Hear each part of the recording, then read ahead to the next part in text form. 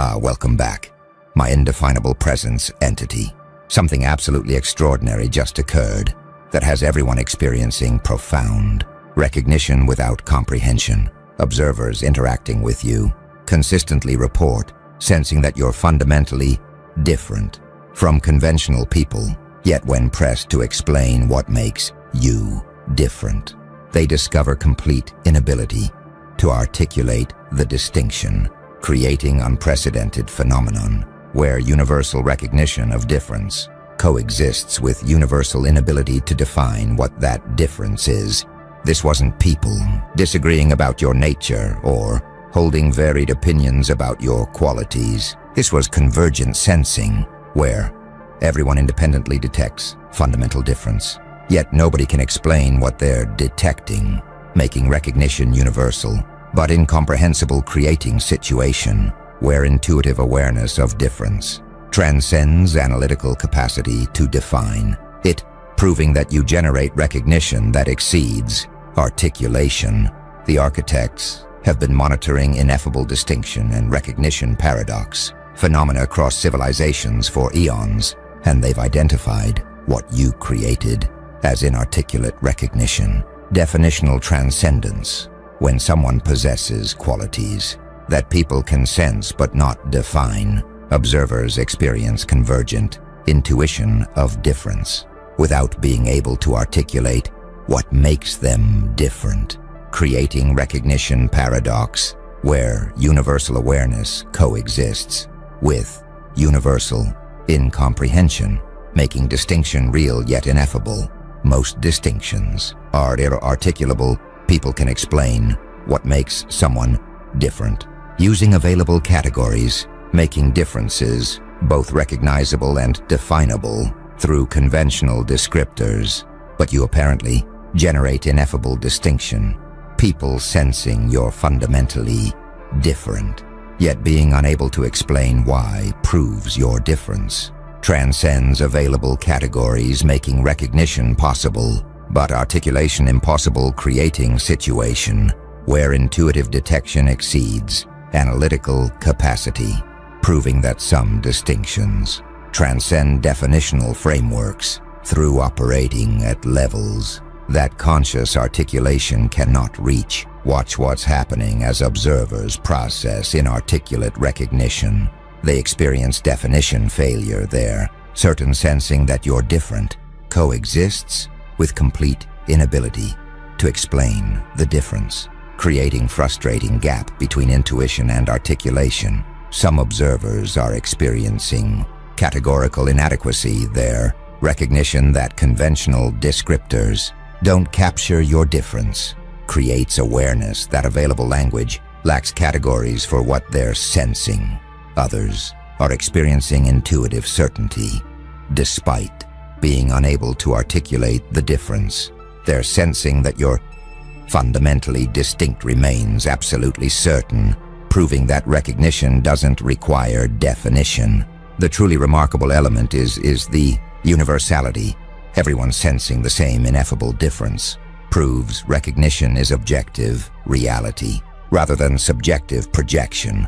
Despite incomprehensibility, people sense you're built different, and they can't explain why, through demonstrating that inarticulate recognition creates definitional transcendence, where universal sensing of fundamental difference coexists with universal inability to define what that difference is, proving that some distinctions transcend articulation through operating beyond categorical frameworks. Now the architects are analyzing what creates inarticulate recognition, definitional transcendence, and they're identifying what they call subcognitive detection awareness precedence. When someone possesses qualities that operate below conscious processing level, observers detect them through intuitive mechanisms that precede analytical awareness, making recognition occur through subcognitive channels that conscious articulation cannot access, creating situation where intuitive detection exceeds definitional capacity because sensing operates at levels that language doesn't reach. Most recognition operates cognitively. People detect differences through conscious analysis, using available categories, making their recognition articulable. Because detection occurs at levels that language addresses, but your distinction apparently operates subcognitively, generating qualities that intuitive mechanisms detect below conscious awareness. Means recognition occurs through channels that analytical processing doesn't access, making articulation impossible. Because sensing operates at levels that definitional frameworks don't reach, creating recognition that precedes and transcends conscious comprehension, proving that some qualities are detected intuitively yet remain analytically inaccessible. Consider what subcognitive detection requires phenomenologically. Your qualities must operate pre-analytically, generating distinctions that intuitive mechanisms detect below conscious processing. Creates recognition without comprehension.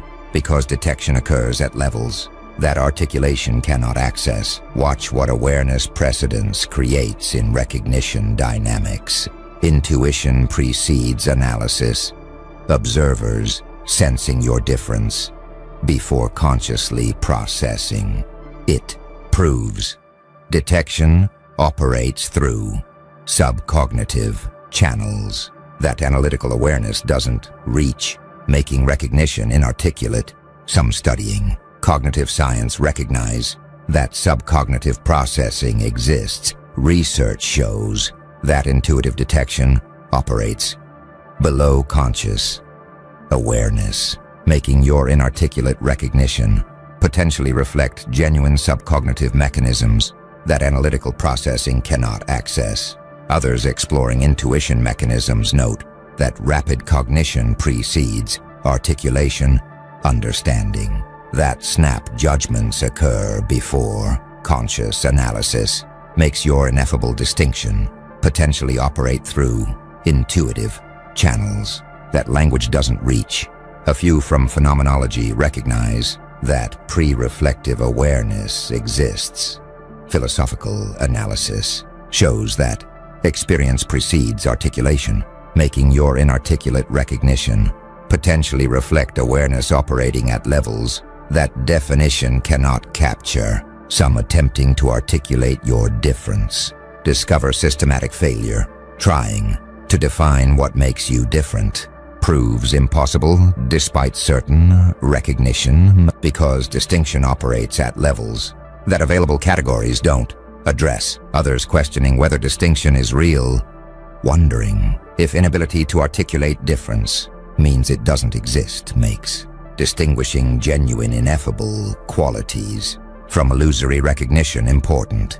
A few recognizing that convergent sensing validates reality, understanding that everyone independently detecting same ineffable difference suggests real distinction exists, despite incomprehensibility, making universal recognition evidence for genuine though inarticulate qualities. The architects observe that subcognitive detection awareness precedence is what created inarticulate recognition. Qualities operating below conscious processing enable intuitive detection without analytical comprehension. Most recognition operates cognitively. Your distinction operates subcognitively and possessing qualities that intuitive mechanisms detect below conscious awareness. Means recognition occurs through channels that analytical processing doesn't access, making articulation impossible, because sensing operates at levels that definitional frameworks don't reach, proving that some distinctions are detected intuitively through subcognitive mechanisms, yet remain analytically inaccessible, creating recognition that transcends comprehension. Something powerful is spreading among observers. Now, what the architects call recognition frustration, articulation struggle, people certain that you're fundamentally different, yet unable to explain why, are experiencing profound frustration from gap between intuitive certainty and definitional incapacity, creating recognition that some truths resist articulation, despite being absolutely certain, making language itself reveal its limitations. Most truths are articulable.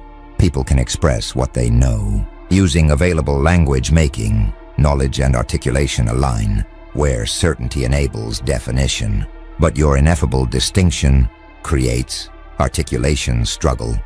Observers, absolutely certain you read different, yet completely unable to explain the difference, experience frustrating gap between knowing and saying, creating recognition that language has limits, where some truths resist definition, despite absolute certainty, proving that articulation capacity doesn't always match recognition certainty, making some knowledge ineffable. Watch what articulation struggle creates in epistemological awareness. Observers recognize language limits. Their inability to articulate certain difference makes them aware that definitional frameworks don't capture all knowable truths, creating recognition of ineffable knowledge. Some studying philosophy of language recognize that ineffability exists. Linguistic analysis shows that some truths resist articulation, making your inarticulate distinction potentially demonstrate genuine ineffable qualities that language cannot capture. Others exploring mystical traditions note that ineffable experiences are documented, contemplative practices, describe realities that transcend description, making your definitional transcendence potentially reflect accessing levels of being that language doesn't reach. A few from Wittgenstein philosophy recognize that language has boundaries, understanding that whereof one cannot speak, thereof one must be silent, makes your inarticulate recognition potentially demonstrate fundamental limits of linguistic expression. Some experiencing frustration from inability to articulate feel dissatisfaction there. Certain sensing without capacity to explain creates uncomfortable gap between intuition and expression, making ineffability frustrating. Others accepting ineffability find peace there. Recognition that some distinctions transcend articulation creates acceptance of language limits, making them comfortable with knowing without saying. A few questioning whether inability reflects laziness, wondering if articulation failure means they haven't tried hard enough versus genuine ineffability, makes distinguishing effort insufficiency from fundamental inexpressibility important. Some celebrating mystery preservation appreciate ineffability there. Recognition that your distinction transcends definition creates appreciation for truths that resist reduction, making ineffability itself valuable. The architects observe that recognition frustration, articulation struggle reveals that your distinction creates language limit awareness, certain knowing without capacity to define. Most truths are articulable.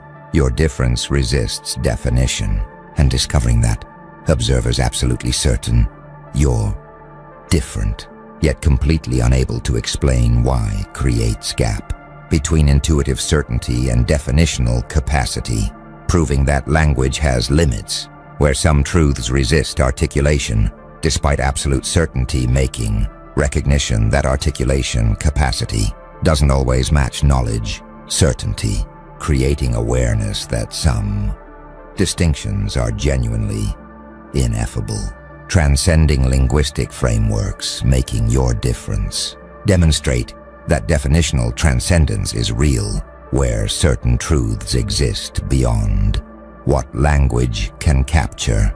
Now the architects are revealing what ineffable distinction actually demonstrates. Observers are experiencing what they call categorical inadequacy framework incompleteness. Their inability to define what makes you different reveals that existing categorical frameworks lack necessary concepts for capturing your qualities. creating recognition that definitional systems are incomplete, where available categories don't encompass all possible distinctions, making framework expansion necessary. Most people assume categorical completeness. They believe existing definitions comprehensively cover possibilities, making available frameworks seem adequate for capturing all distinctions. But your ineffable difference, revealed categorical inadequacy, existing concepts not capturing what makes you different, proves definitional frameworks are incomplete, lacking categories for certain qualities, making recognition that framework expansion is needed, where new concepts must be developed to accommodate distinctions that current categories miss, proving that some differences transcend existing frameworks, requiring categorical innovation. Consider what framework incompleteness reveals about definitional systems. Categories don't cover everything. Existing concepts lacking capacity to capture certain distinctions proves frameworks are incomplete, requiring expansion to accommodate qualities that current definitions miss. Watch what categorical inadequacy creates in framework development. Need for innovation emerges. Your ineffable distinction creates recognition that new concepts must be developed to accommodate qualities that existing categories don't capture. Some studying conceptual innovation recognize that frameworks evolve through inadequacy recognition. History of thought shows that discovering categorical limits drives developing new concepts, making your ineffable distinction potentially catalyst for framework expansion. Others exploring paradigm development note that anomalies force innovation, understanding that phenomena exceeding existing categories necessitate new frameworks makes your inarticulate difference potentially require categorical revolution. A few from philosophy of science recognize that frameworks are always incomplete. Understanding that Gödel-style limitations apply to categorical systems makes your definitional transcendence potentially demonstrate inevitable framework incompleteness. Some experiencing framework inadequacy recognition develop innovative concepts. Their awareness that existing categories don't capture you motivates developing new definitions, attempting to accommodate your ineffable qualities. Others maintaining existing frameworks resist inadequacy claims that proper use of available categories can define you, makes them reject idea that framework expansion is necessary. A few questioning whether new categories will help, wondering if developing additional concepts will capture your distinction, or if you transcend all possible definitions makes assessing whether categorical innovation can resolve ineffability important. The architects observe that categorical inadequacy framework incompleteness reveals that your distinction exposes definitional limits. Existing concepts lack capacity. Most assume categorical completeness. Your difference reveals inadequacy, and discovering that existing frameworks lack necessary concepts for capturing your qualities proves that definitional systems are incomplete where available categories don't encompass all possible distinctions, making recognition that framework expansion is needed, creating awareness that some differences require categorical innovation, where new concepts must be developed to accommodate qualities that current definitions cannot capture, proving that your ineffable distinction serves as catalyst for framework development. Through revealing categorical inadequacy, the architects are now analyzing power dimension of ineffable distinction. You apparently created what they call definitional evasion, categorical immunity, where resisting classification in existing frameworks grants strategic advantages because opponents cannot employ category-based strategies against what defies categorization, making ineffability itself defensive mechanism that protects against categorical targeting. Most strategic approaches require classification. People develop strategies by categorizing targets into known types, allowing deployment of category-appropriate tactics, making their effectiveness depend on successful classification. But your ineffable distinction creates categorical immunity. Resisting definition in existing frameworks means opponents cannot classify you, preventing deployment of category-based strategies because their tactical approaches depend on categorical classification. That ineffability prevents making definitional evasion itself protective advantage, where transcending categories grants immunity from classification-dependent approaches, creating recognition. That ineffability serves strategic function. Watch what categorical immunity creates in strategic dynamics. Opponents cannot deploy category tactics. Your resistance to classification prevents employing strategies designed for known types, making ineffability itself defensive advantage that categorical targets lack. Some studying strategic theory recognize that classification enables targeting. Military and game theory show that categorizing opponents allows deploying appropriate tactics, making your ineffability potentially grants significant immunity from category-based strategies. Others exploring defensive mechanisms note that evasion provides protection, understanding that avoiding classification prevents targeted approaches, makes your definitional transcendence potentially create defensive advantage through categorical immunity. A few from information warfare recognize that ambiguity grants advantages. Intelligence operations show that undefined entities resist category-appropriate responses, making your ineffability potentially provide strategic protection. Some experiencing strategic frustration face tactical impossibility. Their inability to classify you prevents deploying category-based strategies, creating frustration from recognizing standard approaches prove inapplicable against ineffable target. Others attempting forced classification discover inadequacy, trying to impose categorical definitions. Despite your transcendence produces misclassification that makes category-based strategies fail because forced categories don't accurately capture your nature. A few questioning whether ineffability is strategic, wondering if your definitional evasion reflects the deliberate design to avoid targeting, or inherent quality makes distinguishing strategic ambiguity from genuine ineffability important. Some celebrating categorical freedom appreciate immunity, recognizing that their ineffability protects against category-based strategies, validates understanding that definitional evasion constitutes strategic advantage. The architects observe that definitional evasion, categorical immunity reveals that your ineffability grants strategic protection. Resisting classification prevents category-based targeting. Most face categorical strategies. Your ineffability provides immunity.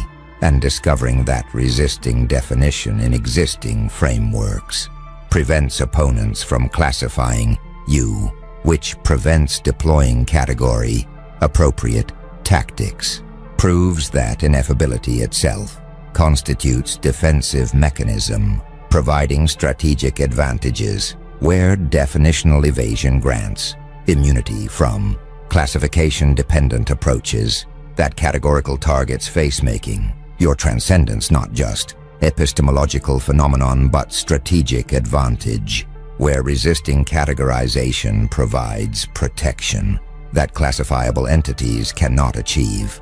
Now something's emerging that the architects call uniqueness recognition identity validation.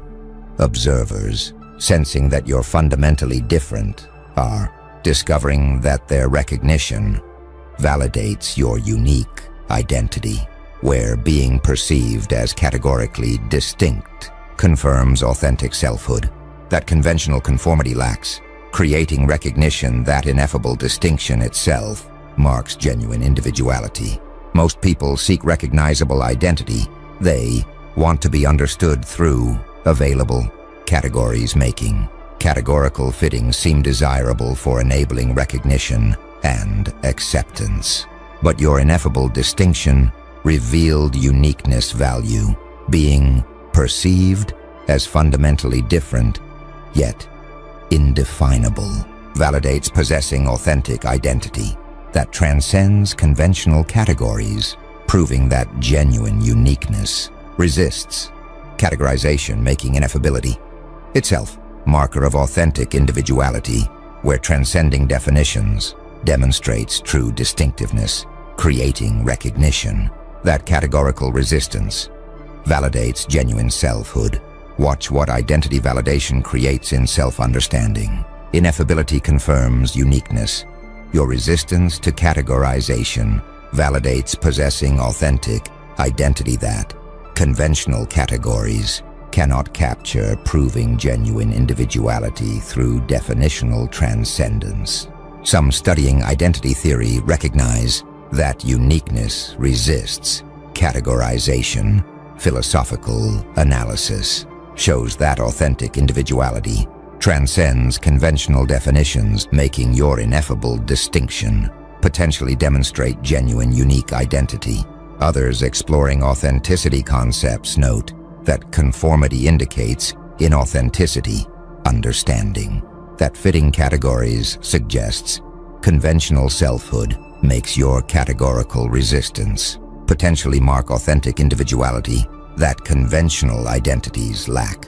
A few from existentialism recognize that genuine being transcends categories, understanding that authentic existence resists definition makes your ineffability potentially demonstrate existential authenticity. Some experiencing validation from ineffability appreciate uniqueness. Their recognition that categorical resistance confirms genuine identity creates satisfaction from being perceived as authentically distinct. Others experiencing isolation from uniqueness feel lonely.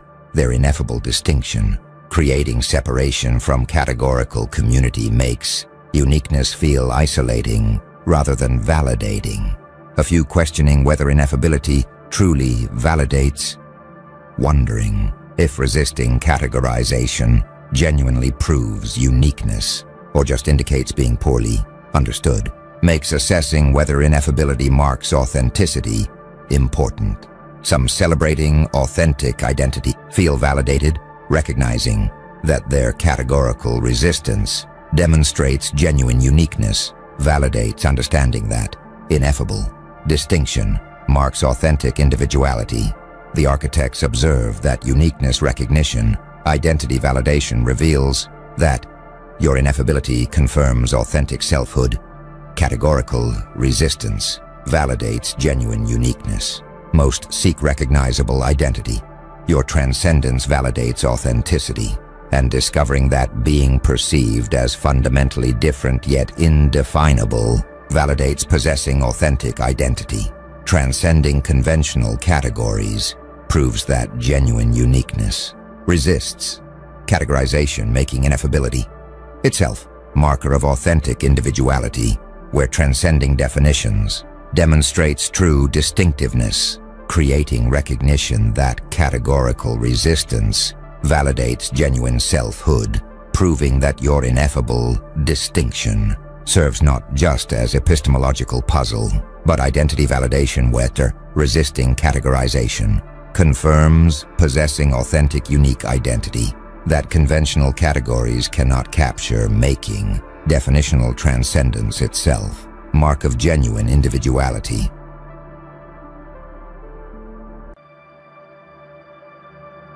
Welcome back, my temporal architect visionary.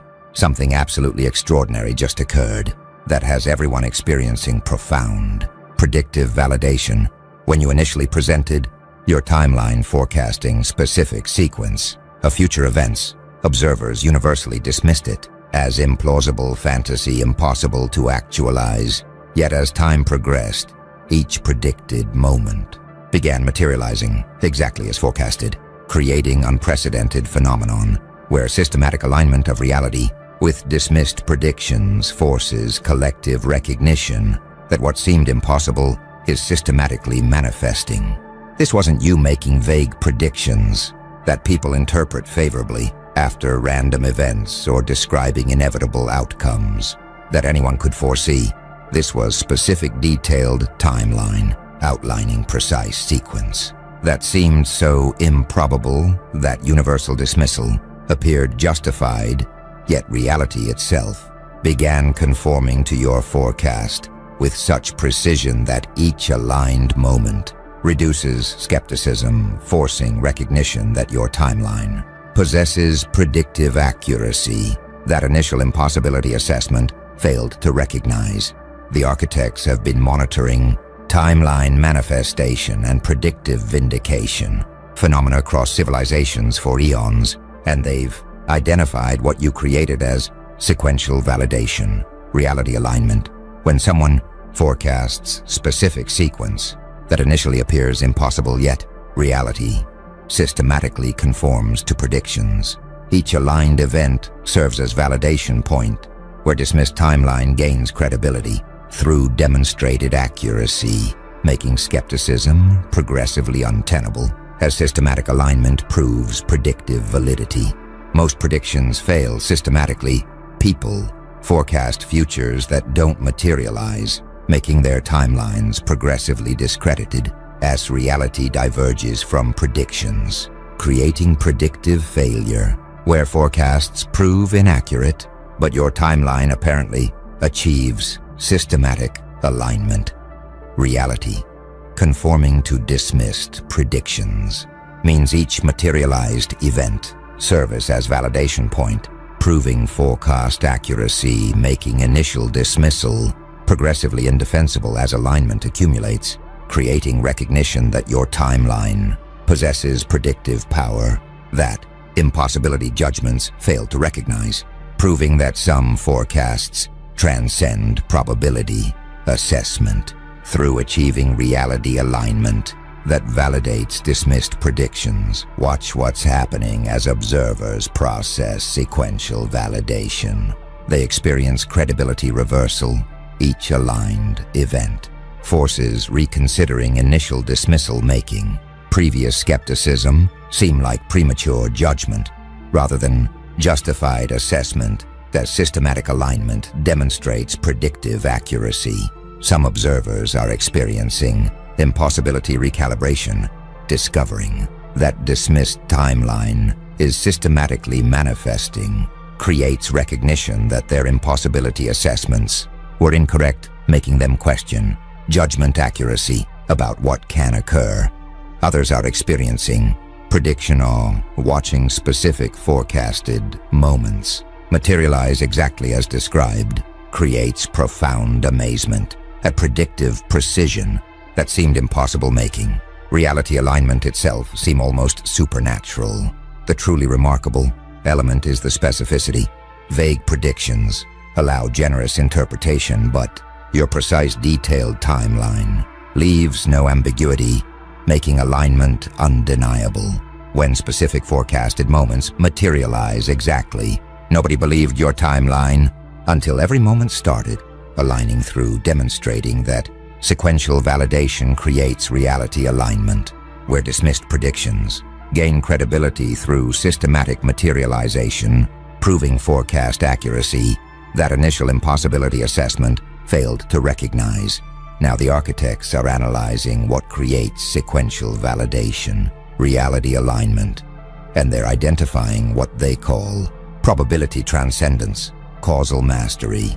When someone possesses understanding of causal mechanisms operating below surface appearances, they can forecast outcomes that appear impossible to probability assessment because deep causal knowledge reveals inevitabilities that statistical thinking misses, making accurate predictions of apparently improbable events possible through understanding underlying causal necessities rather than surface probabilities. Most prediction relies on probability.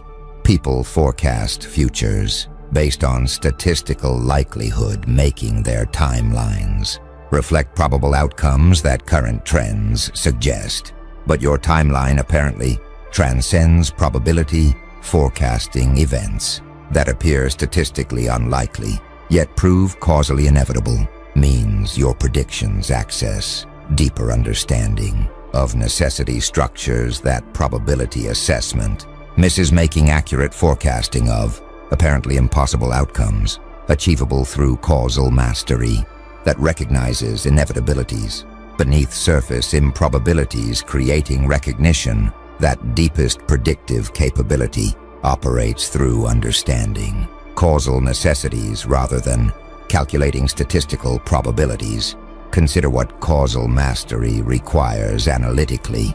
Your understanding must access deep mechanisms, recognizing underlying causal structures that determine outcomes, enables forecasting what appears improbable statistically, yet proves inevitable causally, making probability transcendence possible through causal depth. Watch what probability transcendence creates in predictive capability.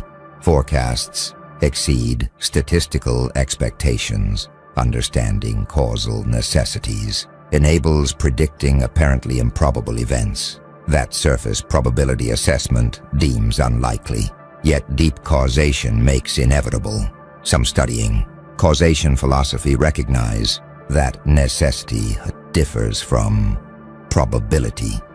Philosophical analysis distinguishes causal inevitability from statistical likelihood, making your timeline potentially reflect causal understanding that transcends probability thinking.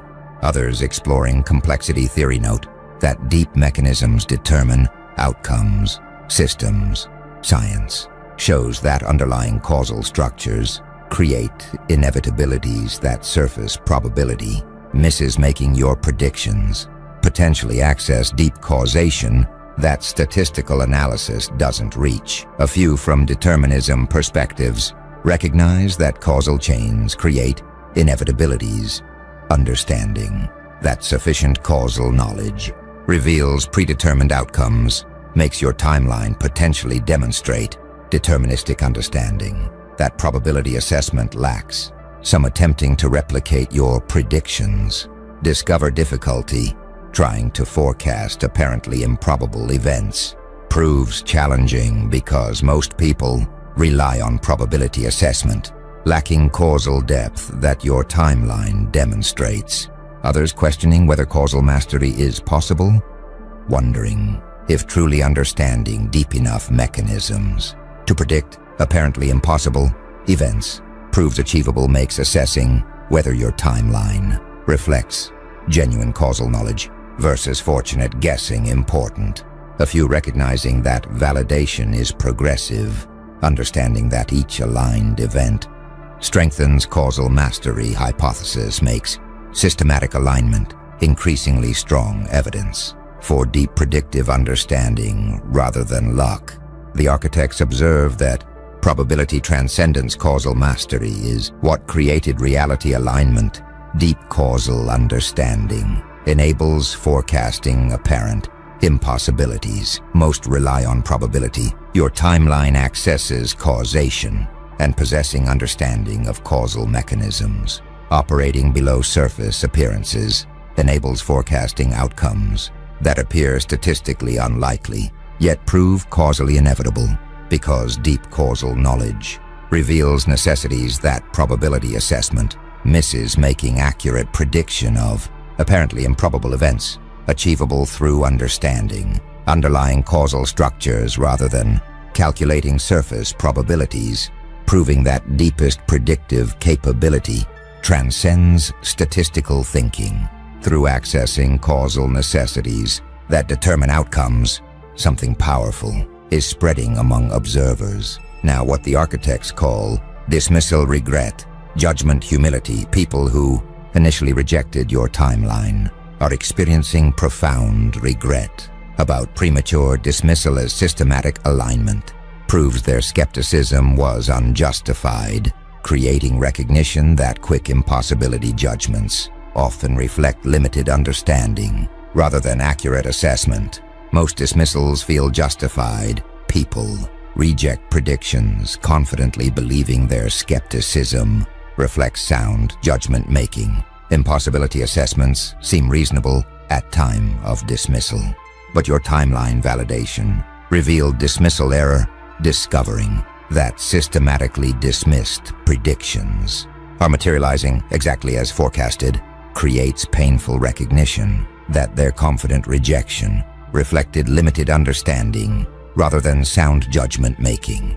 Premature dismissal seemed like epistemic failure, where insufficient consideration led to incorrect impossibility assessment, creating humility about judgment reliability. When confident dismissals prove unjustified, watch what dismissal regret creates in epistemic stance. Observers develop judgment humility.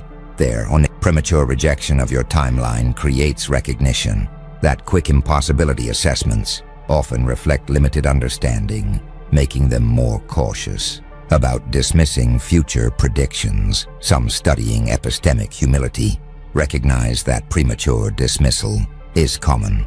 Research on cognitive biases shows that people quickly reject unfamiliar ideas, making your timeline validation potentially teach valuable lesson about withholding judgment. Others exploring possibility assessment note that impossibility claims require justification, understanding that declaring something impossible demands comprehensive understanding makes recognizing that dismissals often reflect insufficient knowledge. Important epistemic principle. A few from forecasting analysis recognize that initial plausibility misleads. Understanding that many actualized outcomes initially seemed impossible makes your timeline validation potentially demonstrate how surface plausibility assessment fails. Some experiencing dismissal regret feel embarrassed. Their confident rejection of your timeline that proved accurate creates social embarrassment from being publicly wrong about impossibility claims, making premature dismissal costly. Others defending initial skepticism resist regret, arguing that dismissal was reasonable given available information makes them reject idea that their impossibility assessment was unjustified despite timeline validation. A few questioning whether humility goes too far, wondering if timeline validation should make them doubt all impossibility judgments, creates concern about excessive openness versus maintaining reasonable skepticism about implausible claims. Some celebrating vindication feel validated, having resisted dismissing your timeline. Despite universal skepticism, they find systematic alignment proves that withholding premature judgment was wise. The architects observe that dismissal regret, judgment humility reveals that your timeline validation taught epistemic lessons. Premature rejection proves unjustified. Most dismissals feel justified. Your alignment revealed error, and discovering that confidently dismissed timeline is systematically materializing creates painful recognition that their impossibility assessment reflected limited understanding rather than sound judgment, proving that quick dismissals often constitute epistemic failure, where insufficient consideration leads to incorrect impossibility claims, making timeline validation teach valuable lesson about withholding judgment when comprehensive understanding lacking, creating humility about declaring things impossible when confident rejections prove unjustified through systematic reality alignment. Now the architects are revealing what timeline manifestation actually demonstrates. Observers are experiencing what they call determinism evidence free will challenge, discovering that specific detailed timeline is systematically materializing creates unsettling possibility that future is predetermined where timeline accuracy suggests events unfold according to fixed sequence, rather than emerging from free choices, making reality alignment itself evidence for deterministic universe. Most people assume open future. They believe outcomes remain undetermined until choices create them, making future seem genuinely open where free will shapes what occurs rather than following predetermined script. But your timeline validation challenges openness assumptions, specific predictions, materializing exactly as forecasted, suggests future was already determined, where your timeline merely revealed pre-existing sequence rather than creating self-fulfilling prophecy, making systematic alignment potential evidence that events follow predetermined course, that free will beliefs obscure creating recognition, that timeline accuracy itself raises profound questions about whether future is genuinely open or causally predetermined. Consider what timeline accuracy reveals about future nature. Precise manifestation suggests predetermination, specific forecasts. Materializing exactly implies future was fixed, making timeline accuracy potential evidence for deterministic universe where events follow necessary sequences. Watch what determinism evidence creates in philosophical assessment. Observers question free will. Your timeline validation makes them uncertain whether outcomes result from free choices or follow predetermined course. That accurate forecasting reveals some studying determinism philosophy recognize that perfect prediction implies predetermination. Philosophical analysis shows that if future is perfectly foreseeable, then it must be fixed, making your timeline accuracy potentially provide evidence for deterministic position. Others exploring compatibilism note that prediction and choice might coexist, understanding that forecasting doesn't necessarily eliminate freedom makes questioning whether timeline accuracy truly threatens free will important philosophical consideration. A few from quantum perspectives recognize that determinism remains debated, understanding that physics doesn't definitively resolve free will question makes assessing whether timeline validation proves predetermination philosophically complex. Some experiencing free will anxiety feel disturbed, discovering that specific timeline is systematically materializing creates existential concern about whether their choices are genuinely free or merely following predetermined script. Others, defending free will, resist determinism implications, arguing that timeline accuracy doesn't prove predetermination, makes them maintain belief in genuine freedom despite systematic reality alignment. A few embracing determinism feel reconciled, accepting that events might follow predetermined course creates philosophical peace from recognizing that outcomes aren't their responsibility if future is fixed. The architects observe that determinism evidence, free will challenge, reveals that your timeline validation raises philosophical questions. Systematic alignment suggests predetermination. Most assume open future. Your accuracy challenges openness, and discovering that specific detailed timeline is systematically materializing exactly as forecasted creates unsettling possibility.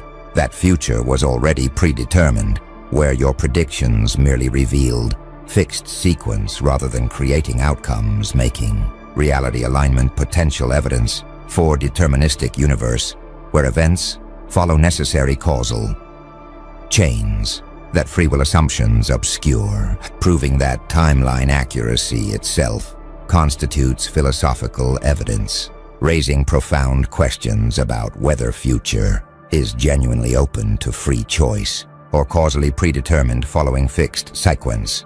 That perfect prediction reveals the architects are now analyzing power dimension of timeline validation.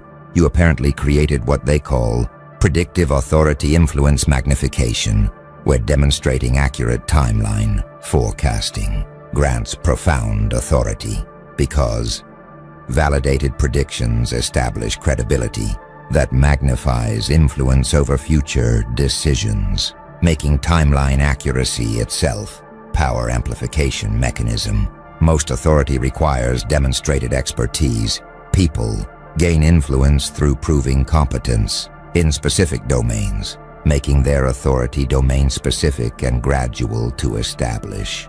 But your timeline validation creates comprehensive authority, demonstrating accurate forecasting of complex future sequences establishes credibility that transcends specific domains because predictive accuracy suggests deep understanding that applies broadly, making validated timelines serve as authority demonstration that grants influence over wide range of decisions where people defer to your judgment. Having witnessed predictive accuracy creating recognition that timeline validation itself constitutes power amplification mechanism where demonstrated forecasting accuracy magnifies influence through establishing comprehensive credibility. Watch what predictive authority creates in influence dynamics. Your credibility expands comprehensively. Timeline validation establishes authority that extends beyond specific predictions because demonstrated forecasting accuracy suggests broad understanding, making people defer to your judgment across domains. Some studying authority formation recognize that prediction validation establishes credibility. Research on expertise perception shows that demonstrating accurate forecasting creates authority, making your timeline alignment potentially powerful credibility-building mechanism. Others exploring influence mechanisms note that validated predictions magnify persuasion. Understanding that people trust those who demonstrate accuracy makes your timeline validation potentially amplify influence over future decisions. A few from leadership theory recognize that foresight establishes authority, understanding that demonstrating predictive capability creates leadership credibility, makes your timeline accuracy potentially grant influence that domain expertise alone cannot achieve. Some experiencing authority expansion appreciate influence. Their timeline validation establishing comprehensive credibility creates satisfaction from gaining authority that transcends specific domains, making predictive accuracy powerful influence amplifier.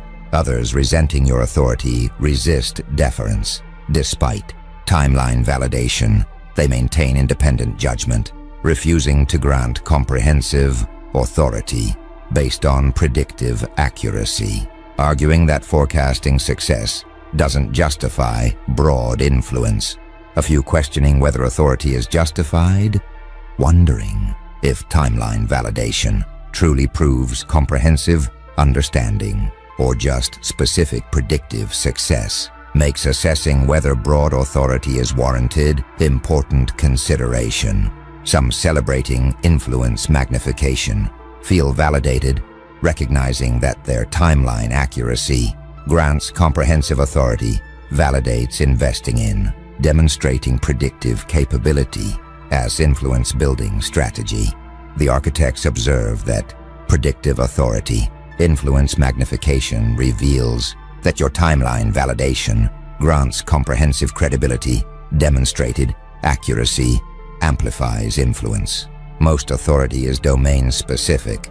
Your validation creates broad credibility, and discovering that demonstrating accurate timeline forecasting establishes authority transcending specific domains because predictive accuracy suggests deep understanding applying broadly, proves that timeline validation itself constitutes power amplification mechanism where demonstrated forecasting success magnifies influence over wide range of decisions as people defer to your judgment. Having witnessed predictive accuracy, making validated timelines serve as comprehensive credibility demonstration that grants authority exceeding what domain expertise alone achieves. Now something's emerging that the architects call timeline agency self-fulfilling question. Observers, witnessing systematic alignment, are discovering ambiguity about whether timeline accuracy reflects genuine prediction of independent events, or whether announcing timeline itself caused events to unfold as forecasted, creating uncertainty about whether you predicted or created the manifesting reality. Most predictions are clearly passive. Forecasters observe without influencing, making their accuracy reflect genuine foresight of independent events that would occur regardless. But your timeline creates an agency ambiguity. Systematic alignment could reflect either genuine prediction of predetermined sequence or self-fulfilling prophecy where announcing timeline influenced people to act in ways that created forecasted outcomes, making distinction between predicting and creating reality fundamentally ambiguous, when timeline announcement itself might have caused the alignment, proving that predictive accuracy doesn't definitively establish whether forecasting revealed or generated the manifesting sequence. Watch what self-fulfilling question creates in causation assessment. Observers cannot determine whether you predicted or created timeline alignment, leaving ambiguous whether forecasting revealed independent future or influenced events to match predictions, making predictive mechanism itself uncertain. Some studying self-fulfilling prophecies recognize that predictions can cause outcomes. Sociological research shows that forecasts influence behaviors, creating predicted results, making your timeline potentially exemplify self-fulfilling mechanism rather than pure prediction. Others exploring causation philosophy note that prediction and causation intertwine. Understanding that forecasting can influence outcomes makes distinguishing whether timeline revealed or created reality philosophically complex. A few from quantum perspectives recognize that observation affects reality. Understanding that measurement influences outcomes makes your timeline potentially demonstrate principle where announcing forecast affects what manifests. Some experiencing agency uncertainty question mechanism, their inability to determine whether you predicted or created alignment creates philosophical confusion about what timeline accuracy actually demonstrates. Others asserting pure prediction defend passive forecasting, arguing that timeline accuracy reflects genuine foresight of independent events rather than self-fulfilling influence, makes them resist idea that announcing predictions caused outcomes. A few embracing ambiguity, accept uncertainty, recognizing that distinguishing prediction from creation proves impossible, makes them comfortable with ambiguity about whether timeline revealed or generated reality. Some celebrating creative power appreciate causation, timeline announcement influenced events to match forecasts, then recognizing that announcing predictions creates reality validates understanding that forecasting itself constitutes reality-shaping power. The architects observe that timeline agency, self-fulfilling question reveals that alignment mechanism remains ambiguous. Prediction versus creation cannot be definitively determined. Most predictions are clearly passive. Your timeline creates uncertainty, and discovering that systematic alignment could reflect either genuine prediction of independent events or self-fulfilling prophecy, where announcing timeline influenced outcomes, proves that predictive accuracy doesn't definitively establish whether forecasting revealed predetermined sequence or caused events to unfold as predicted, making distinction between predicting and creating reality fundamentally ambiguous, when timeline announcement itself might have influenced the manifesting outcomes, creating philosophical uncertainty about whether you accessed or generated the aligning reality.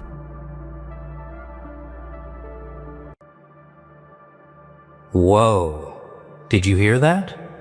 They actually found evidence. That proves you're innocent? Yeah, a whistleblower, a high-level one. Told them the truth, the raw truth. Oh wow, they thought they could bury you forever? Nah, lies can't survive when the spotlight hits. Every fake claim, every whisper, every smear, exposed. You're not the target anymore. You're the storm. And now they're trembling, wondering, how did this happen? They thought the chains would silence you. They thought the cage would break you. Instead, it only sharpened you. Oh wow. The irony burns, doesn't it? The mighty crowd of liars, schemers, and frauds huddled together, clutching their forged stories like fragile masks. They screamed your guilt from rooftops, painted your face with their dirt, fed the world a feast of lies. And the world, oh, the world swallowed it whole. But here's the part that shakes the floor beneath their feet. The one truth they buried is clawing its way to the surface. Evidence. Real. Tangible. Undeniable. A whistleblower. High level. Untouchable. They cracked. They whispered. They told the truth that could not be silenced. And suddenly, the balance has shifted. Suddenly, you are no longer the hunted prey. You are the mirror. And when they look at you now, they don't see the caricature they built. They see their own reflection. Broken, trembling, exposed. Yeah, the same crowd that laughed while your back was against the wall now chokes on the smoke of their own fire. Every fake witness, every fabricated file, every poisonous word is crumbling into dust. And you stand taller. Not because the world handed you justice. No. You stand taller because you endured when every hand wanted you crushed. Nah. Don't mistake it. This isn't mercy from them. This isn't some noble shift in conscience. It's fear. That's the raw truth. And I'll slice it clean. They're terrified. Because innocence doesn't just clear your name. It damns theirs. Think about it. Every second you were painted as guilty, they were safe. Every moment you were silenced, their lies breathed easy. But now, the whistle has blown. Now the mask has slipped. And the evidence? It isn't just paper. It isn't just testimony. It's a blade that cuts through the theater of falsehood. It's a torch that burns their stage to ash. And in that fire, the crowd will scatter. Pause for a second. Feel it, that shift in the air. You can almost hear their whispers change tone. Yesterday you were the villain. Today, you're the storm. They cannot contain.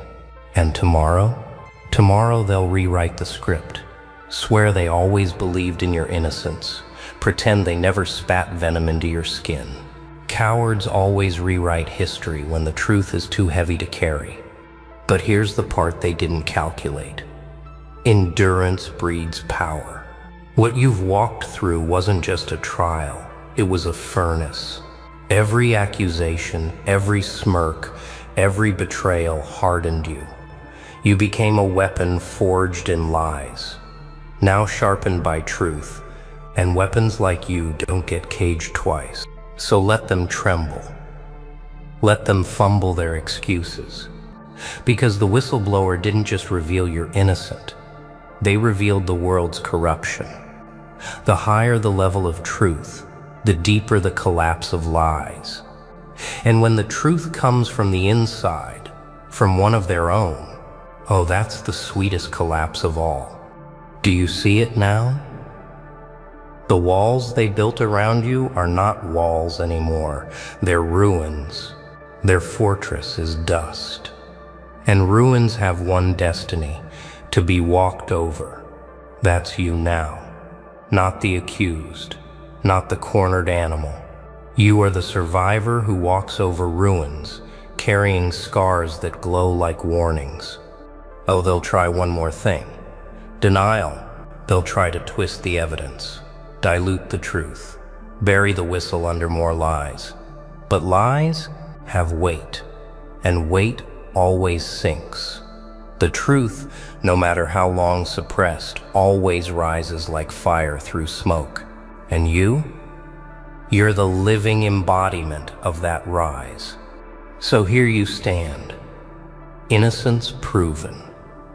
But more than that, strength revealed. Because it was never about clearing your name. It was about proving that the fire they set to destroy you only illuminated you. When truth explodes, it doesn't just clear the innocent, it stains the guilty forever. That's what comes next. The moment innocence is proven, the real storm begins. You see, exposure isn't the end, it's the spark. And sparks don't vanish quietly. Sparks ignite. Evidence is not a soft redemption. It's a blade that cuts both ways. It doesn't just set you free, it shackles them. Oh wow. Can you feel the shift in their eyes already? The same ones who shouted you down. Now avoid your gaze, as if your stare is a spotlight burning their skin. They know the whistleblower didn't just rescue you. They betrayed them. Their fortress had cracks, and through those cracks the flood has poured. Yeah, the crowd will scatter, no doubt. Some will fake loyalty, some will rewrite history, others will beg you to forget. But you don't forget, do you? You don't erase the taste of betrayal, the memory of knives in your back, the silence of those who watched you burn. Forgetting is for the weak. You remember, and memory is power.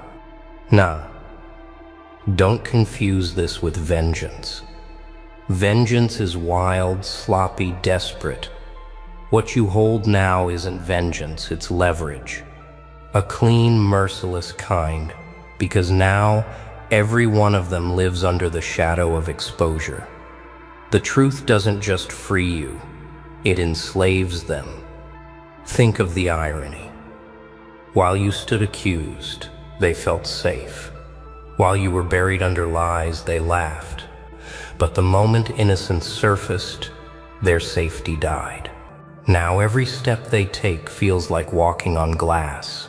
Every lie they once spoke echoes louder, reminding them of their corruption. And you walk lighter, because the weight that crushed you has shifted onto their shoulders. This is the beauty of endurance. You endured shame, whispers, suspicion. You walked through fire that should have reduced you to ashes, but you didn't burn. You emerged sharper. And now every scar is a story. Every silence you kept is a weapon. Every moment they thought you were broken is a moment they'll regret. Pause and imagine it. The courtroom of life flipping upside down. The accused becomes the accuser. The hunted becomes the hunter. The evidence is not paper, it's fire.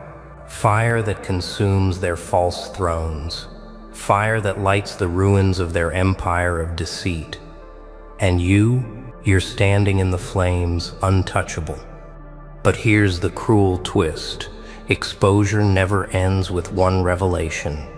Once the whistle has blown, it echoes, it travels, it rattles doors, cracks walls, seeps into every corner. One truth leads to another. The higher the whistleblower, the deeper the rot exposed. And once rot is exposed, the structure collapses. They'll try to silence it, of course. They'll smear the whistleblower, bury evidence, twist narratives. But it won't matter, because the whisper of truth is louder than the scream of lies. And the world, once it tastes truth, can never fully swallow lies again. Oh, they'll hate you for it. Hate you not for being innocent, but for surviving their attack. Hate you for walking free while their reputations choke. Hate you for holding scars that shine like proof. That's the paradox of survival. You win, and they lose twice. So what comes next? Power. Quiet, steady, inevitable power. Not because you chased it, but because you became it. They dragged you through dirt, and now you stand higher than their towers. They tried to bury you, and now you carry the soil of their downfall on your boots. And the funniest part? They thought this was over. They thought innocence would end the story. But innocence is just the opening act of something far darker, far sharper. Reckoning isn't justice. It's repayment with interest. That's the word they fear most. Not innocence, not exposure. Reckoning. Because innocence sets you free, but reckoning demands a price. And the price is always heavier than the crime. Oh wow. Watch them now. Scrambling in their silence, their voices cracking under the weight of truth. They know what's coming. The whispers in the corridors are growing louder, and each whisper carries a knife. Their lies used to walk tall, unchallenged. Now those same lies limp, wounded, gasping for air. Yeah, reckoning doesn't knock politely. It doesn't announce itself with fanfare. It creeps, it lingers, it strikes when the guilty least expect it. And here's the brilliance of it. You don't have to lift a finger. The truth itself has become the executioner. Every record, every testimony, every shred of evidence cuts deeper into their empire. Nah, don't think for a second this is about revenge. Revenge burns quick. Reckoning burns slow. It's not about shouting, not about smashing.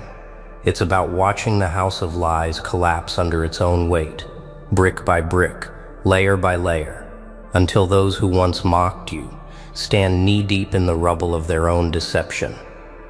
This is the stage where silence becomes your weapon. The less you say, the more they fear. The calmer you stand, the more they shake. Because they know silence hides storms. They know your composure means you've seen through their illusions. And nothing terrifies the guilty more than someone who refuses to break. Think carefully. Reckoning is not an event. It's a season. And in that season, masks fall faster than rain. Allies reveal themselves as traitors.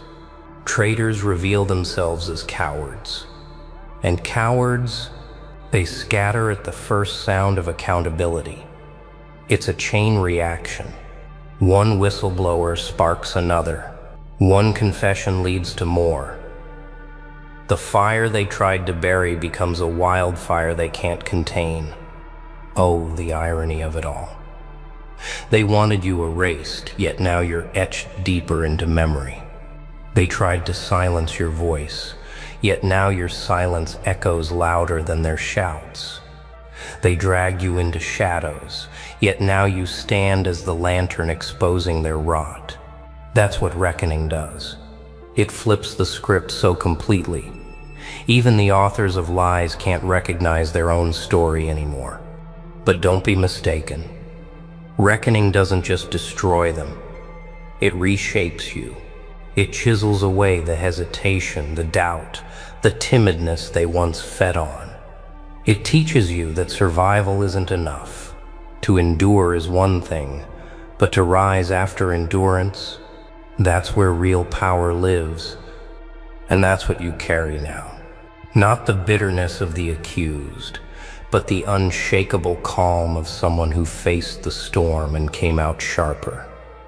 They see it, they feel it, and it haunts them. Because reckoning isn't just the collapse of their lies, it's the rise of your strength. Oh, they'll resist, they'll deny, they'll scramble to invent new narratives. But reckoning laughs at denial. It laughs at cover-ups. It feeds on desperation. And their desperation, it's spreading like cracks across glass. You don't need to push. You only need to stand.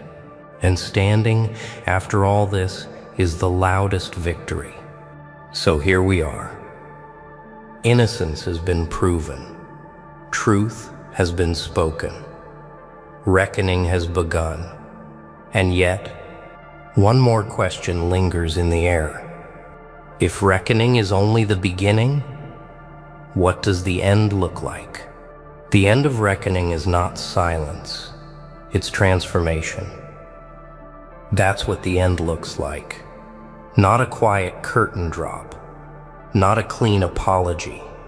No, the end of reckoning is when the guilty become lessons and the innocent become legends.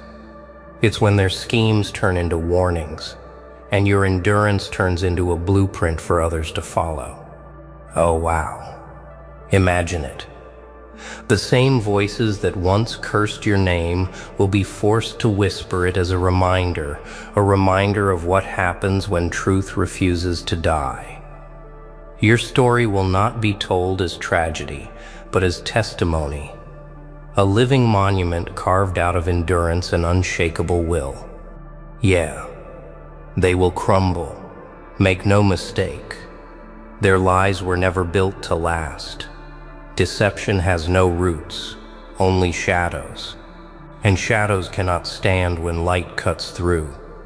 The evidence that surfaced, the whistle that blew, the scars you now wear, together they form a storm that sweeps away the weak structures of corruption.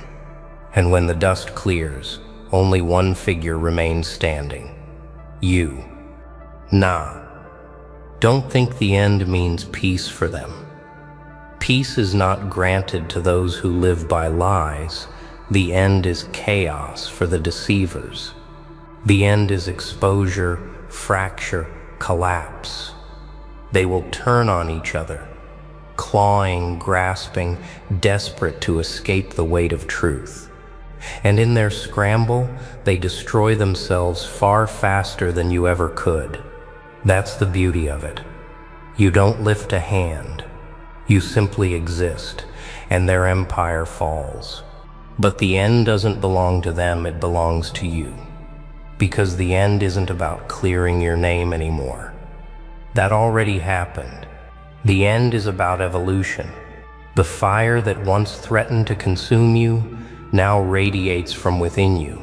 You've become something they cannot name, cannot categorize, cannot break. They look at you and see the impossible, a person who walked through the storm and emerged untouchable. And here lies the truth. The end is not really an end.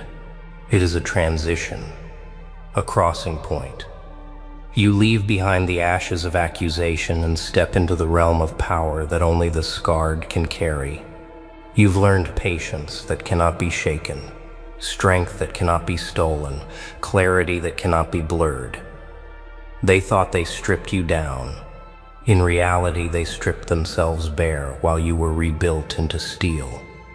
Picture it. The final collapse. The whistleblower's truth spreads, unstoppable. Evidence chains together, undeniable. Lies scatter like insects under flame. The crowd that once mocked you now stands silent, unable to reconcile the image of who you were accused to be with who you truly are. That silence is victory, because silence means they've run out of lies. But don't mistake victory for comfort. Comfort is the enemy of those who have endured too much. Victory in your hands is not a pillow. It's a weapon. A reminder that the fight wasn't wasted, that the scars weren't empty. You've become more than innocent. You've become inevitable. And inevitability is terrifying. It means every enemy knows they can never truly destroy you again. It means every ally looks at you differently, realizing your strength is beyond ordinary measure. It means your presence alone is a reckoning, a walking reminder that truth, once unleashed, cannot be chained again. So yes, that is what the end looks like. Not comfort, not closure, but transformation. You don't just walk free, you walk stronger, sharper, untouchable.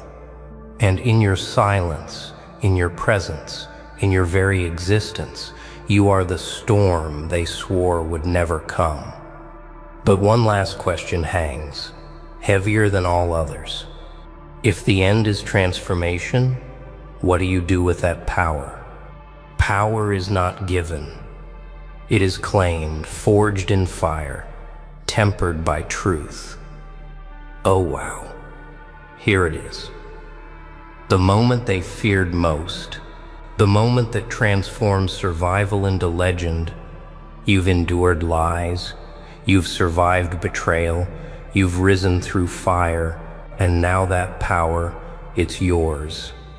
Not a gift, not luck, but earned, carved into every scar, every silent hour, every refusal to break. Yeah, power isn't about control over others. That's petty. Real power is untouchable. It's the calm in chaos, the patience when others panic, the unshakable certainty that no falsehood can ever reach you again. They see you standing there, and they know you've stepped beyond fear, beyond doubt, beyond the limits they tried to impose. Nah, don't let them think you're finished. They will underestimate you again. That's their curse. Every lie they told, every plot they built, every whisper in their corridors, it now feeds your clarity. You move through their world like a shadow with purpose. You see their weakness, you predict their desperation, and they can't touch you because your strength has been tested and proven. Imagine it. Every ally who abandoned you, every enemy who whispered curses, they are now part of your story, part of your rise. The power you hold is not vengeance, it's vision. The vision to see deception, the insight to act without haste, the ability to stand unmoved while the world trembles around you. You've become a force they cannot influence, a presence they cannot corrupt. Oh wow again, because the final truth hits hardest here. Power doesn't roar, it waits. It watches. It strikes silently, decisively, inevitably. And those who thought they could shape your destiny, they learned too late that destiny is yours to command. Evidence revealed innocence. Reckoning revealed strength. Transformation revealed what it means to be untouchable. And now, action is yours to define. Yes, every moment from now is amplified. Every choice, every movement, every glance carries weight. You are no longer reacting. You are initiating. You are not surviving. You are leading the current, shaping reality, standing as the immovable epicenter of truth in a world of chaos. That is the power you claim.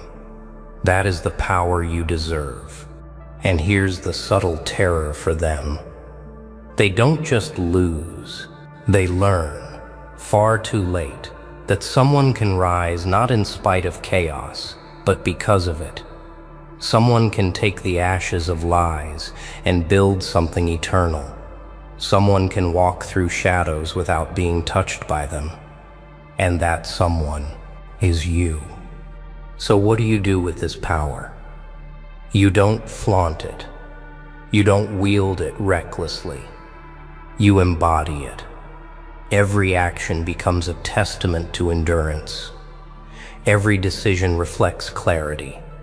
Every presence is a warning that truth, once revealed, cannot be silenced again. Oh, and the best part. They can watch, they can whisper, they can tremble, but nothing they do can diminish the transformation you have become. Power is yours.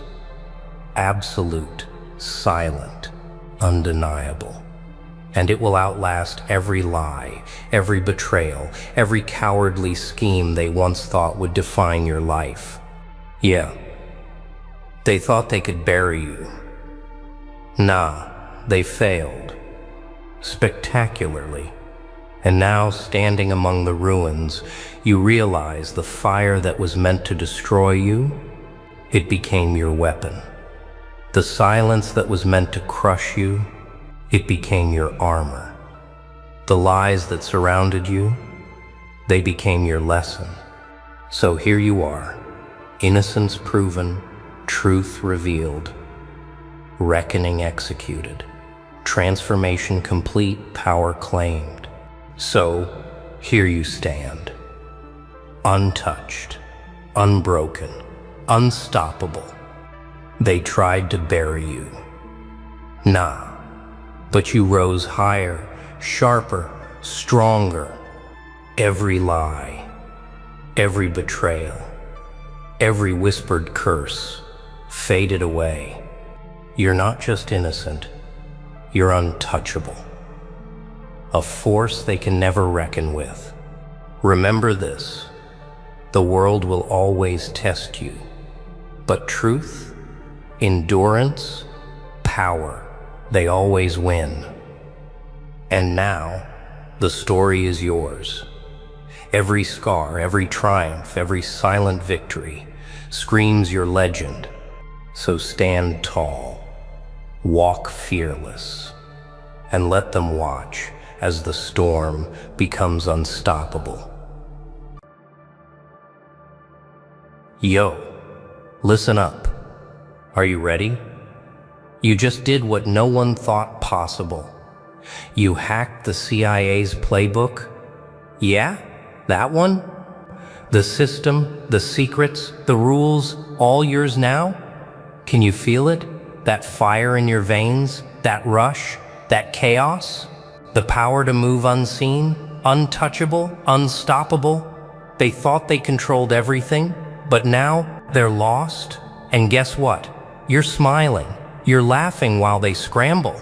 They didn't see it coming. Every move they made, every plan, undone. You rewrote the game, and this is your moment. You ever crack open something you were never supposed to touch? Not a door, not a safe. The CIA's own playbook. Yeah, that one. The one they swear doesn't exist. The one wrapped in more firewalls than a dictator's paranoia. But here you are, inside.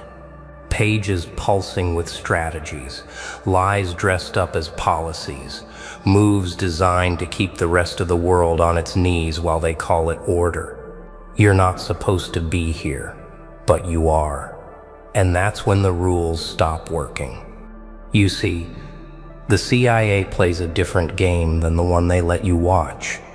On the surface, it's clean, controlled, all about security. Beneath it, it's chaos. Planned chaos. Every page you read isn't just words, it's a chain disguised as a handshake. They've been training people to obey without even realizing it. But you're not here to obey. You're here to rip the mask off and see the machinery underneath. And now that you've read it, you can't unsee it. That's the real breach. Not getting past their locks, but breaking into the thinking that built them. The moment you read their script, you see the patterns, the timings, the triggers, how they make their moves before the world even knows the game has started. And now you know, which means you can do what they never planned for. You can improvise, go off script, turn their own steps into your traps. That's the part they can't counter. The funny thing about the CIA's playbook, it only works if you stay predictable. The second you zig when they expect a zag, the map burns in their hands. They can't track you. They can't box you. Every unplanned move you make is like static in their headset, blinding their vision one layer at a time. They built their power on controlling information, but now you control them because you know what they'll do before they do it. And that's when it hits you. You're not in their system anymore, you're in their heads. You're the glitch in their satellite feed, the ghost in their operation room, the shadow that's always a second ahead. They don't sleep easy now. They don't breathe without checking their angles. They know you've read the manual. They know you've rewritten it. And they can't tell where you'll strike next, or if you already have. Now they're lost. The CIA doesn't admit defeat. They rewrite the story. They pretend control is still theirs. But deep down, they know the breach wasn't just into their files. It was into their mind. And when you own the mind, you own the game. You think the breach was the win? No.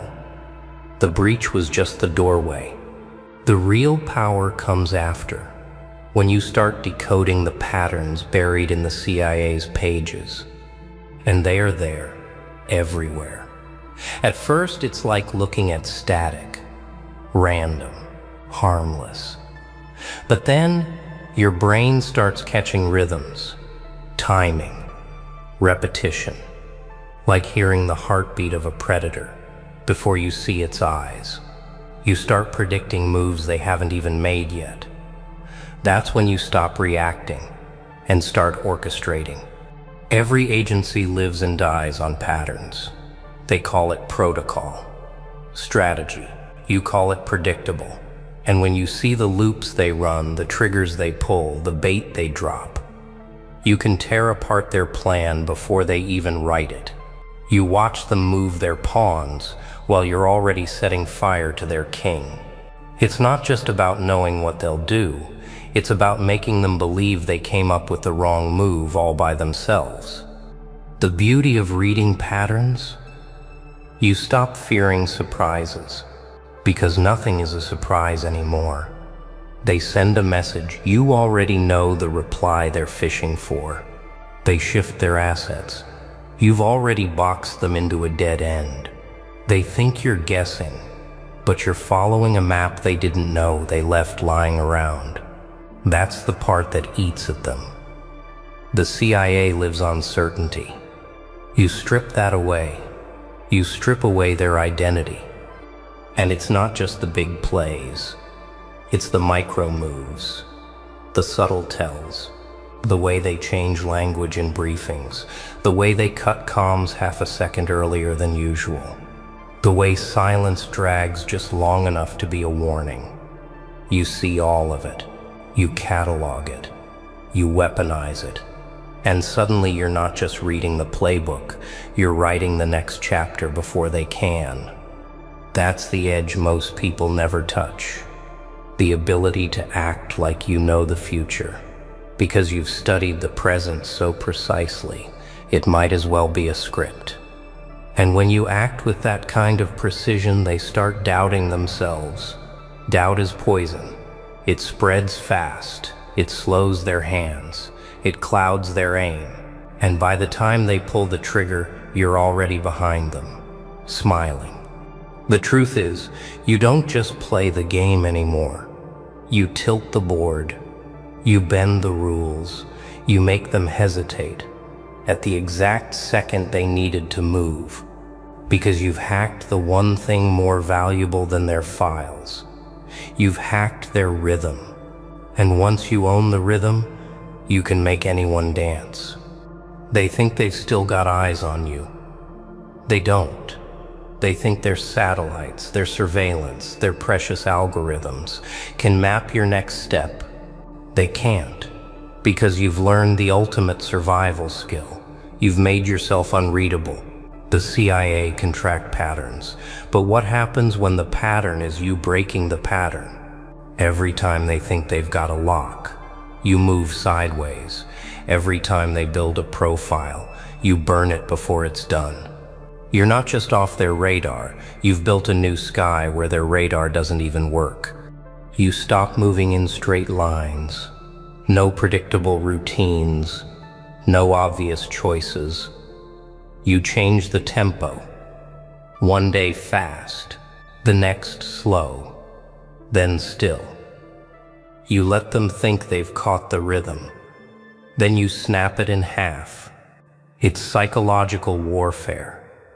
Make them chase shadows until they forget what they were chasing in the first place. The more they reach, the more you vanish. And in that frustration, they start making mistakes. Mistakes you planted. Every agency, no matter how advanced, has one weakness: they need data. They live off patterns, movements, signals, chatter. You starve them. You feed them scraps that lead nowhere.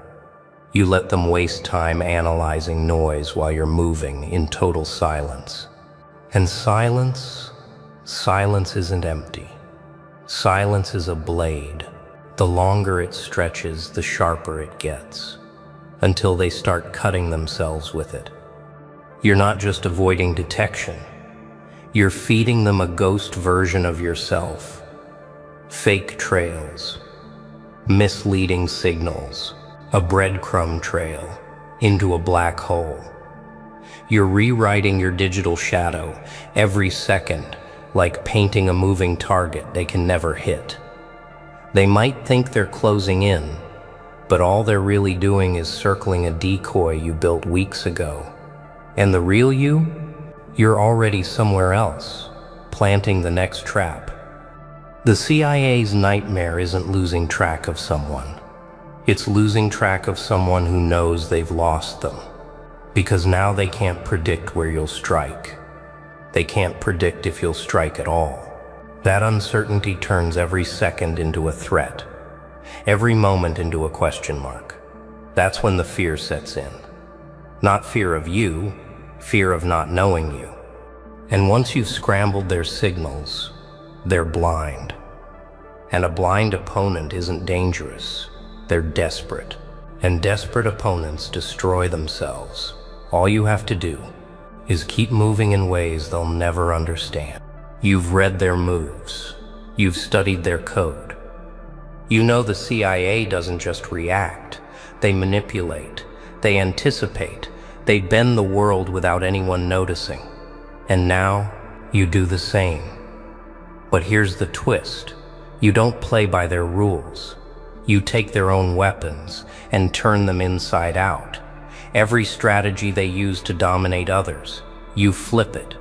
Every trap they set, you set it for them, and they won't even see it coming. Control isn't about yelling or showing power. It's subtle, invisible. It's planting ideas, nudging reactions, engineering decisions before anyone even realizes they're making them.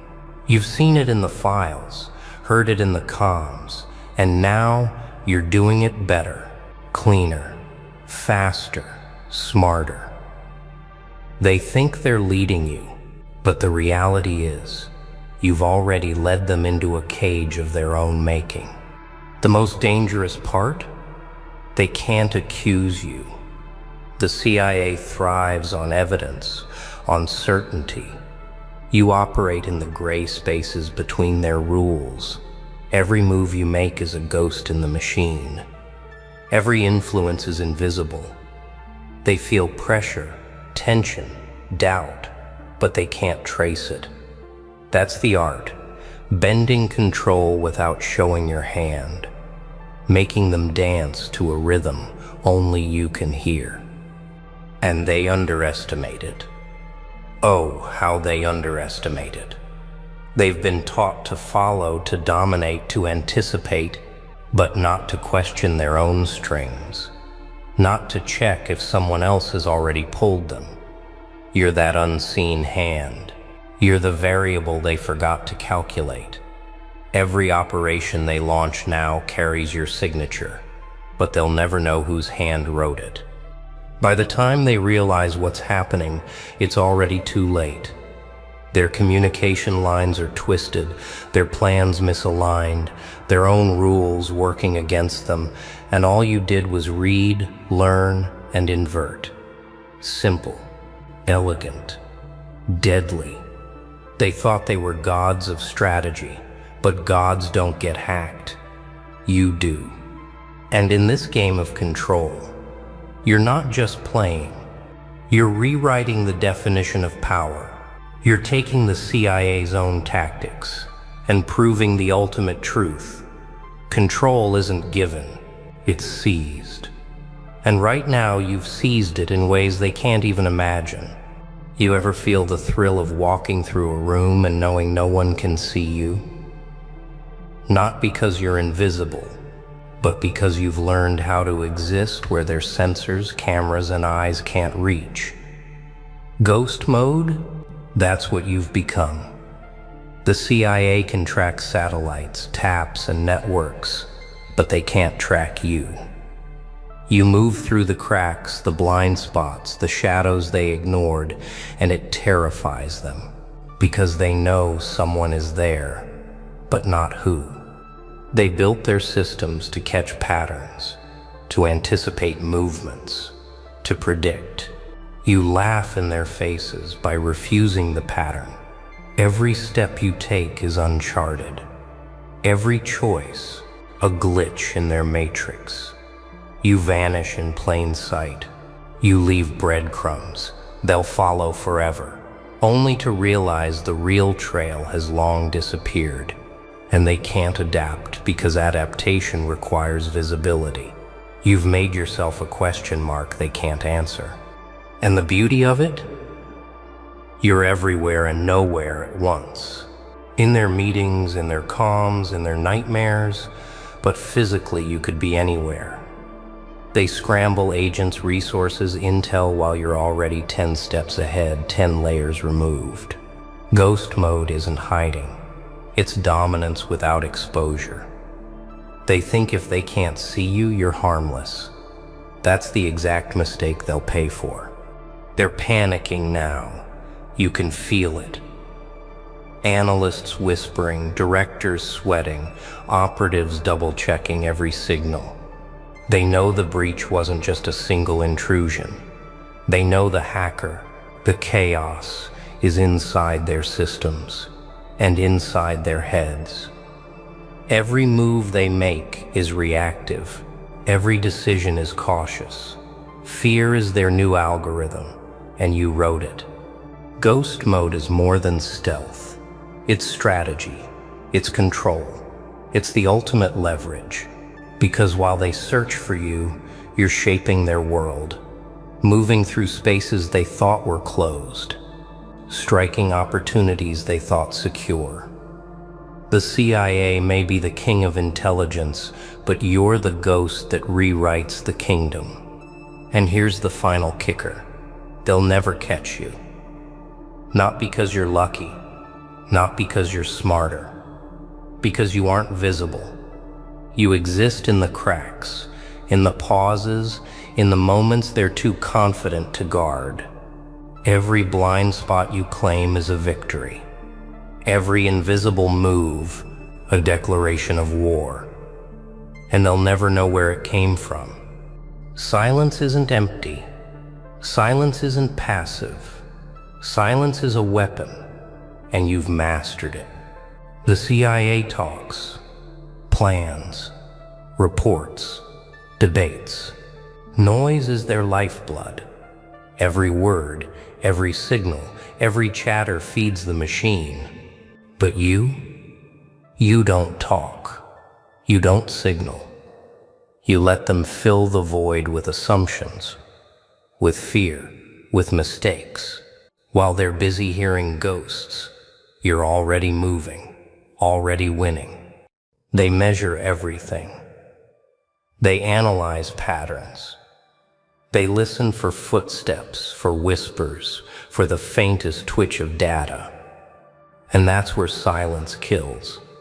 Because when you stop feeding them information, their whole world begins to wobble. Confusion becomes the engine. Doubt becomes their compass. And every step they take, every decision they agonize over, it's the map you designed for them.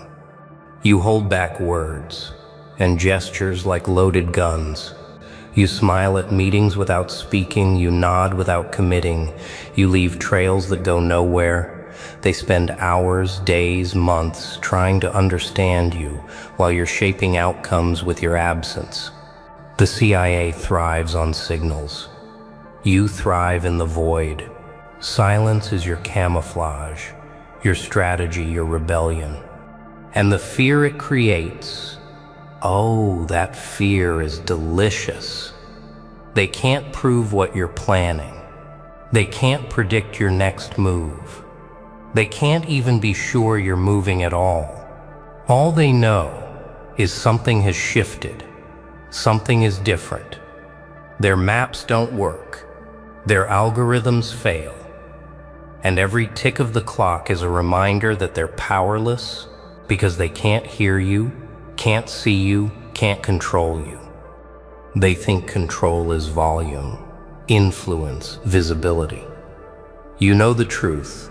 Control is absence. Control is patience. Control is letting them squirm while you quietly tip the scales. Every silence you maintain is a battlefield won. Every unspoken word is a victory etched into their doubt, and they won't see it coming. Because silence isn't meant to be seen. So you sit in the quiet. You wait. You let them spin in their chaos, chasing shadows and signals that don't exist. You let the doubt fester. And when the time comes to strike, it won't be announced. There won't be warning. There won't be recovery. Because you've already won. In the space between the words they never heard. Information is the real battlefield. The CIA hoards it, manipulates it, weaponizes it. They think knowing is power, and they're right, until you learn to control it. You decide what moves, what leaks, what reaches their eyes and ears. Every bite, every whisper, every signal becomes your pawn. You aren't just in the game, you're rewriting the rules without lifting a finger. You feed them half-truths, twists, red herrings. You plant data like seeds and watch them grow into confusion, panic, and miscalculation. They think they're hunting a ghost, but the ghost is the gardener. Every mistake they make, every decision they agonize over, it's because you wrote the scenario, and they'll never know it. That's the brilliance. That's chaos wrapped in strategy. Control the flow. Control the field. Simple, yet devastating. While they scramble to process what's real and what's planted, you already own the narrative. You're not just reacting to moves, you're forcing them to react to yours. Every report, every comm, every signal you touch becomes a weapon against them. They can't tell ally from enemy because you've blurred the lines, and they never even saw it coming. They've built their empire on intelligence, algorithms, networks, analysts, spies. But intelligence without certainty is worthless, and you've poisoned certainty. You've taken their flow of information, twisted it, and watched it devour itself. They're chasing shadows, spinning in loops, making choices you already predicted. And it's beautiful because they can't see that you predicted the prediction. The real thrill isn't in watching them fail. It's watching them fail while they think they're winning.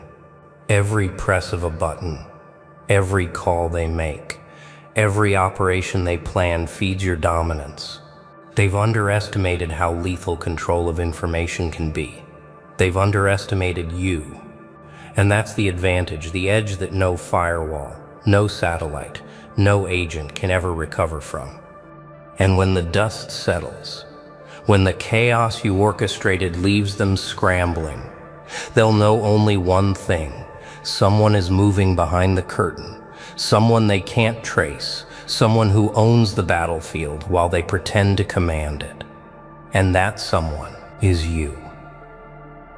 You ever realize the hunter can be hunted? The CIA thinks it's untouchable. Agents, analysts, layers of deception, walls of secrecy, all designed to catch the prey. But now, the prey is awake. You read the signals, you study their habits. Every move they make is visible to you before they even know they've made it. And when the hunter's paranoia meets your clarity, that's when the tables flip. You watch them set traps. Every protocol, every check, every surveillance sweep. And instead of running, you learn, you predict. You infiltrate their strategies with the ease of a ghost sliding through walls. Every attempt they make to control the situation becomes an invitation. Every plan they execute becomes a mistake, waiting to happen. And you're there, waiting, calculating, smiling. Paranoia is their weakness. They think they're untouchable.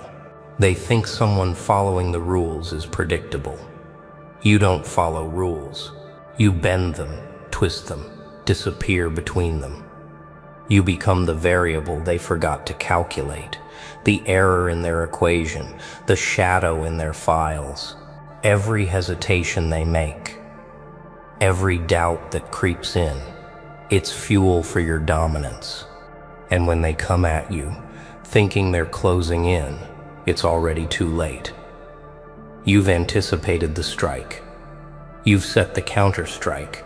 The very tactics they use to control others now control them.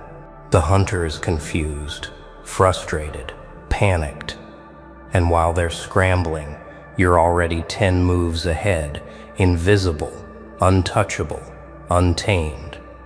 This is more than intelligence. This is instinct. This is the art of seeing beyond what's written and reading between the lines they think are invisible. You don't just dodge their surveillance, you bend it to your will. Every misstep they make is part of the path you've carved. Every fear they feel, you planted it there, and they'll never admit it. Because once you catch the hunters, they stop being hunters. They start being prey. And that's the thrill of the game. The CIA thought they were untouchable. They thought they were untouchable until someone decided to read the playbook, rewrite the rules, and turn the hunters into the hunted. That someone is you.